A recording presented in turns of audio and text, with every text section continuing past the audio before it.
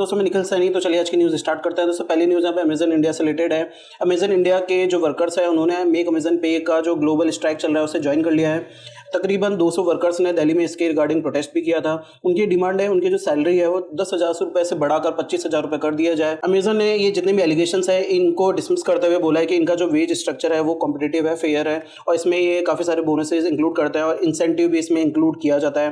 Company ने इस बात पर जोर दिया है कि उनके जो वेजेस हैं वो लॉ के अकॉर्डिंग है। ये प्रोविडेंट फंड, ESI बेनिफिट भी ऑफर करते हैं। इसके अलावा दोस्तों इंश्योरेंस भी वर्कर्स के लिए प्रोवाइड किया जाता है। तो दोस्तों अमेजन का यहाँ पे क्लेम है और वर्कर जो है वो बेटर वर्किंग कंडीशन और अपनी सैलरी बढ़ाने की यहाँ पे मांग कर रहे हैं अमेजन से। अब देखते हैं कि ये जो मामला है कहाँ जाके सेटल होता है। नेक्स्ट दोस्तों हम बात करते हैं विंजो की। विंजो ने CCI में गूगल के अगेंस्ट में कंप्लेंट दायर की है, जिसमें उन्होंने कहा है कि गूगल की जो मोनोपोलिस्टिक प्रैक्टिसेस होती है ऐप डिस्ट्रीब्यूशन और डिजिटल एडवर्टाइजमेंट में, उससे इनका बिजनेस हैम्पर हो रहा है। स्टार्टअप ने आगे बोला है कि गूगल के जो एक्शंस हैं वो real money skill based gaming platform को हार्म कर रहे हैं और रमी जैसे प्लेटफॉर्म को दोस्तों ये जो पॉलिसीज हैं ये फेवर करती हैं।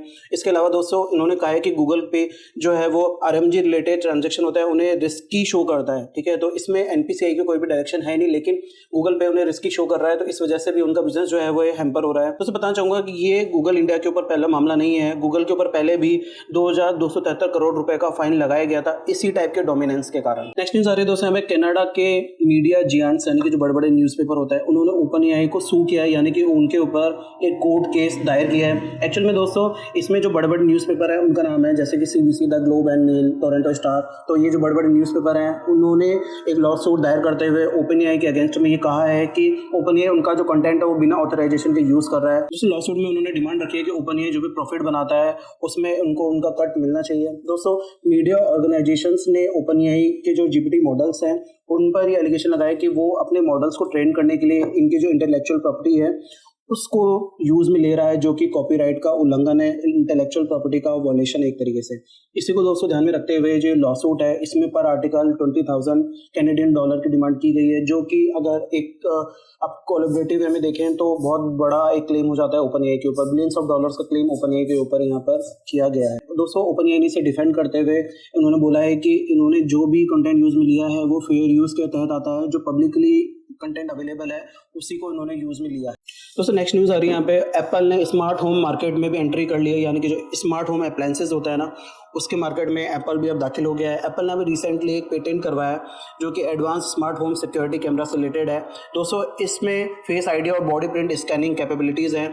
ये जो कैमरा है ये इंडिविजुअल को आइडेंटिफाई कर सकता है स्कैन करके, और दोस्तों ये जो है ये बहुत सारे इमेजेस और वीडियो अपने पास में स्टोर करता है ताकि जो स्कैनिंग प्रोसेस है वो बहुत ही ईजिली की जा सके। और दोस्तों बताना चाहूँगा कि एप्पल के कैमराज वगैरह पहले से काफ़ी अच्छे आते हैं, और इसमें एक और चीज़ है कि जो रजिस्टर्ड यूज़र्स होंगे ना वो उसे बहुत ईजिली आइडेंटिफाई कर लेगा, लेकिन जो अनरजिस्टर्ड यूज़र्स होंगे तो उसके रिगार्डिंग ये होम ओनर्स को एक नोटिफिकेशन भेजेगा कि ये जो पर्सन है ये अननोन है और ये यहाँ पर डिटेक्ट हुआ है। नेक्स्ट न्यूज़ दोस्तों यहाँ पे अमेजन से रिलेटेड है। अमेजन का जो मानेसर का वेयर हाउस है वहाँ पे अभी लेबर इंस्पेक्शन हुआ था और दोस्तों काफ़ी सारी खामियां मिली है वहाँ पे। सेफ्टी के ब्रीचेज मिले हैं, जो रिकॉर्ड कीपिंग है वो ढंग से नहीं की जा रही, इंडियन जो लेबर लॉ है उन्हें फॉलो नहीं किया जा रहा, फीमेल वर्कर्स हैं उनके लिए सेफ्टी क्लोथिंग का ध्यान नहीं दिया जा रहा, वर्कर्स हैं उनको उनका जो ब्रेकफास्ट है वो स्किप करके काम करने के लिए जोर डाला जा रहा है। तो हरियाणा गवर्नमेंट ने इसके रिगार्डिंग केस फाइल कर लिया है। अब इसमें अक्टूबर में छानबीन हो रही थी जो दिसंबर में भी चलेगी। दोस्तों ऐसी एक न्यूज़ अभी जोमेटो से रिलेटेड भी आई थी, उनके जो डार्क हाउसेज आते हैं उनमें भी प्रॉपर प्रोसीजर को फॉलो नहीं किया जा रहा था, तो ये भी एक बहुत बड़ी न्यूज़ बनी थी उस टाइम पे। नेक्स्ट न्यूज़ आ रही है दोस्तों यहाँ पे मायरे एसेट फाइनेंशियल ग्रुप की तरफ से इन्होंने शेयर खान का एक्विजिशन पूरा कर लिया है दोस्तों, और ये जो एक्विजिशन है इससे जो ये ग्रुप है इससे अपना बिजनेस बढ़ाने में बहुत ज़्यादा मदद मिलेगी। दोस्तों नेक्स्ट न्यूज़ आ रही है इंडियन गवर्नमेंट ने 7,300 करोड़ रुपीज़ का फाइन लगाया 8 ऑटो मेकर्स पर, जिसमें हुंडई, महिंद्रा और किया जैसी कंपनीज भी शामिल हैं। दोस्तों ये जो टाइम ड्यूरेशन है ये 2022 से लेकर 23 के बीच में है, तो इस ड्यूरेशन में इन कंपनीज ने इमिशन एक्सीडिंग कर दिया था, इस वजह से इन पर ये बहुत बड़ा फाइन लगाया गया है। हुंडई इसमें 200 टॉप पे है जिसके ऊपर 2800 करोड़ रुपीस का फाइन लगाया गया है। सेकंड नंबर पे महिंद्रा है 1800 करोड़ रुपए, किया पर 1300 करोड़ रुपीस का फाइन लगाया गया है, और दोस्तों बाकी जो अमाउंट बचा है वो Honda, Renault, Skoda, Nissan, Force Motors पे लगाया गया है। दोस्तों नेक्स्ट न्यूज़ यहाँ पे निकल के आ रही है, चाइना में दुनिया का सबसे बड़ा गोल्ड रिजर्व मिला है दोस्तों। इसकी जो टोटल वर्थ है वो $83 बिलियन बताई जा रही है, और टोटल जो इसका रिजर्व है वो 1000 मेट्रिक टन के आसपास बताया जा रहा है। तो दोस्तों इसके साथ में ही इन्होंने साउथ अफ्रीका को भी पीछे छोड़ते हुए ये लार्जेस्ट एवर गोल्ड रिजर्व वाले कंट्री बन गए हैं। दोस्तों बताया जा रहा है कि एडवांस 3D मॉडलिंग ये सजेस्ट कर रही है कि और भी ज़्यादा गोल्ड के रिजर्व मिल सकता है अगर 3 किलोमीटर तक और अंदर जाया जाए। तो दोस्तों अभी ये जो कहानी है ये और बाकी है, और ज़्यादा चाइना में गोल्ड के रिजर्व मिल सकते हैं।